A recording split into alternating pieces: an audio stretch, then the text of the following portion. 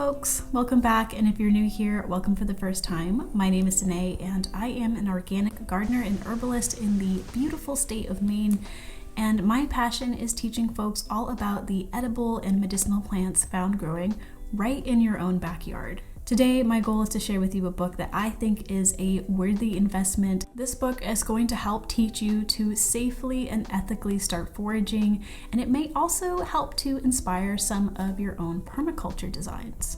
So I have a pretty extensive library on herbal medicine and foraging, but anytime I'm out in town, I do like to peruse the used book sections, or maybe I'm at a bookstore or thrift store, and see what they have to offer on foraging and herbal medicine, expand my knowledge of my favorite hobby. And honestly, at this point, I would say that foraging, herbal medicine, and permaculture are just part of my lifestyle. So just this winter, my husband and I were visiting one of my favorite stores in Maine. It's called Route 1A Relics. It is this amazing building. I wish I could live in it. It's like this weird 70s mansion with stairs that lead to nowhere and all of these really funky rooms. But anyway, a couple bought it and turned it into an antiques and oddities store. And this is where I found this book called The Forager's Harvest by Samuel Thayer. And I cannot recommend this book enough. So right now is one of the best times to get your hands on a good foraging book. The reason I say that is if you live in a cold climate like I do, there's really not much you can be doing out in the garden quite yet. It's just a little bit too cold to even start direct sowing most things. And during that time, I still want to get out into nature. Fortunately, there are plenty of early springtime edibles that can be harvested starting in March, so right now. So if you've been exploring the topic of foraging and herbal medicine, even on the surface level, you've probably already heard of some of these popular edibles like dandelion, clover, chickweed, purslane, and that's just to name a few. In fact, I want to say one of my most popular videos, it was a reel that I posted on Facebook talking about using dandelion as a skin detoxifier, and that got over 1 million views in a short amount of time. So I will say topics like dandelion have probably been talked about ad nauseum. So this book is going to teach you something novel, something new, and it's going to help you to prepare some pretty tasty culinary dishes that you might have never thought you could make out of things like wild edibles. Wild edibles don't have to taste bad. It doesn't all have to be bitter greens that you just force yourself to get used to. Some of these things are incredibly delicious and even considered delicacies in some cultures. I also want to say this is not a paid promotion. This is just my honest opinion on a really fantastic book that I think every forager should have in their library. The Forager's Harvest, it was written by Samuel Thayer and published in 2006. Mine says it's over 2,000 copies sold, though I do believe it is up to 3,000 copies now. In the book, Thayer outlines 4 objectives he has for his guide. The first being to provide a thorough account of each plant's use based on Samuel's own experiences. The second is to discuss plants, plant parts, uses, and techniques that are largely ignored in the wild food literature. Third is to provide tools and images necessary for confident identification of plants, showing them at their edible stages. And finally, 4 is to provide reliable information. So I will say this book does not mince words. Samuel Thayer is confident enough in his craft to call out some of the most popular wild edible books, including one in my own collection. So let's talk about that. So I am going to read straight from the book, his own account. So right after he provides his 4th reason for writing the book, to provide reliable information, he states, "A large number of wild food references contain accounts of various water lilies of the genera Nuphar and Nymphaea. Most claim that the Swedish tubers or rootstocks can be boiled or roasted like potatoes. Some contain recipes for using the tubers in stews." Books covering these edibles include Lee Peterson's A Field Guide to Edible Wild Plants, Bradford Angier's Field Guide to Edible Wild Plants, and Elias and Dykman's Field Guide to North American Edible Wild Plants. And I think he's being sarcastic here, but he says, These creatively titled books are probably the 3 best-selling wild food guides in the country.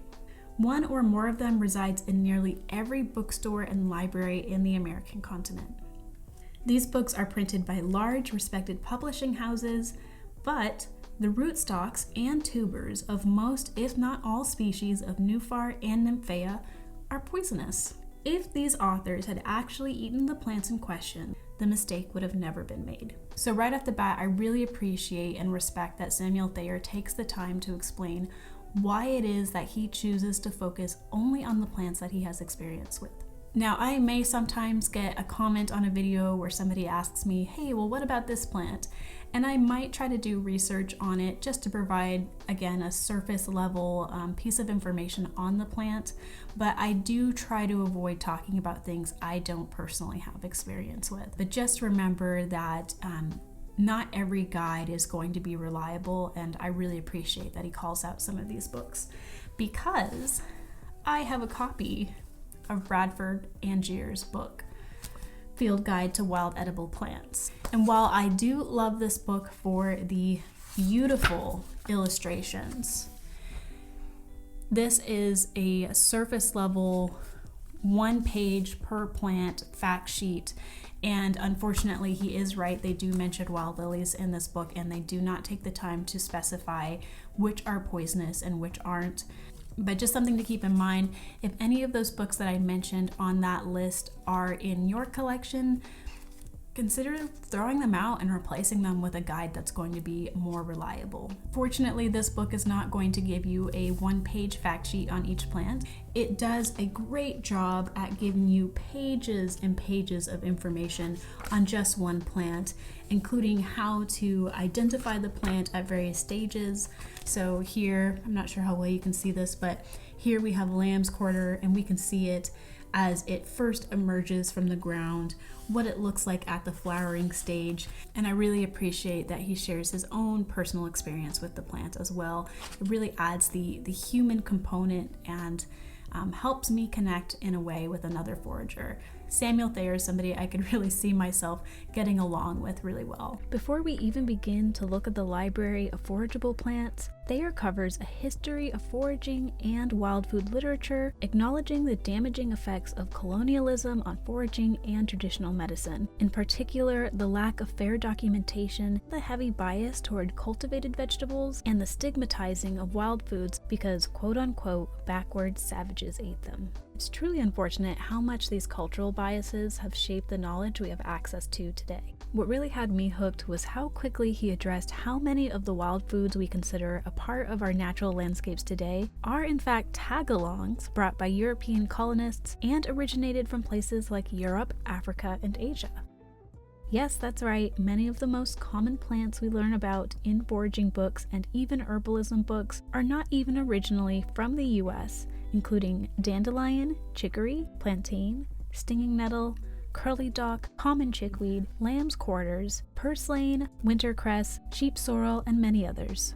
So what does the lack of literature on indigenous foods mean for our modern day books on wild edibles? Well, it means that you get the same watered down, regurgitated information on the same handful of plants and miss out on many other wild edibles available. To put it in Thayer's own words, the fact that wild food books read like a bunch of 5th grade science reports all based on the same encyclopedia points to copying from common sources. So this little blurb of his, it really made me smile because it's been my experience as well, where it does feel like once I've read one foraging and herbalism book, I've read them all. They all cover the same 5 tidbits of common knowledge about each plant, and I'm never really getting a chance to learn something new like you might learn if you are working with an herbalist or a forager directly. But I'd love to hear from you all as well. Has this been your experience where you're all excited about seeing a newly published herbal medicine book? It's got this beautiful cover on it and it looks fresh and exciting, and then you open it up and it's just the same old information over and over again. Let me know in the comments below if that's been your experience. Thayer dedicates another 14 pages just to discussing plant identification, providing a glossary of definitions for common terms important in plant ID, meant to help differentiate leaf shapes and the difference between roots, tubers, bulbs, and corms. He also emphasizes the importance of using multiple reference books to help identify plants. And finally, he dedicates another 34 pages of his comprehensive book to showing you how to harvest, prepare, and store your wild foods for long term, including methods such as dehydrating, cold storage, water bath canning, and pressure canning. He leaves nothing to guesswork, even sharing instructions on how to make your own herb harvesting tools for root digging and berry picking, and even how to properly use a spade. Another amazing thing about this book is it provides this amazing chart, and I've never seen this in a book before, at least not yet. It has this amazing chart here that shows you when to harvest certain parts of wild edible plants at what time of year. So there are plenty of things in March and April that you can start harvesting even in cold climates, including ostrich fern fiddleheads, cattail leaf bases, cattail rhizomes, wapato tubers, wild leeks, stinging nettle greens. I'm always surprised how early in the season stinging nettle comes up, even when there's like a regular hard frost. And that's the amazing thing about wild plants versus cultivated ones. They're much more cold hardy and tenacious. So even during what we call the hungry gap, you can be outside harvesting plants while you're getting your annuals established. Another thing I really appreciate about this book is that he provides images and examples of toxic lookalikes, so you can have that side-by-side comparison to do better positive plant ID. So where can you get this book? I do have it on my Amazon storefront, and if you purchase it there, I will get a percentage of commission. So if you'd like to support the channel that way, you can do that. However, with everything that's going on right now, I know there are a lot of folks who are withholding their money from big companies like Amazon. So if you would rather purchase it directly, you can go to foragersharvest.com. This is Samuel Thayer's direct site where he sells not only his Forager's Harvest book, but a few other books he's written as well. And it is exactly the same prices you would find on Amazon, about $23 to $24. If that is too expensive of an option for you, you can also get the Kindle version, which is $12. So what are your favorite foraging books, and why do you like them so much? I would love to hear about what you're reading, what you have in your library in the comments section. Also, if you have any books that are written by Indigenous Americans, I would really like to have some of those in my library to build up my cultural knowledge of some of these plants. I'll admit I haven't done a lot of research into it myself. Most of the books I get are just things that I find when I'm out in town and pick up. So if you know any good reads like that, definitely let me know, let others know in the comments section. Also, I'm thinking about doing a video that covers the topic of foraging books written by AI and the misinformation that it spreads. If that sounds like a topic that's interesting to you, please let me know in the comments section and I will try to expedite that video. Alright, that's it for now. If you enjoyed this video, please don't forget to hit the like button down below to show your support, and consider subscribing to the channel if you haven't already. Thank you so much for watching, and I will see you next time.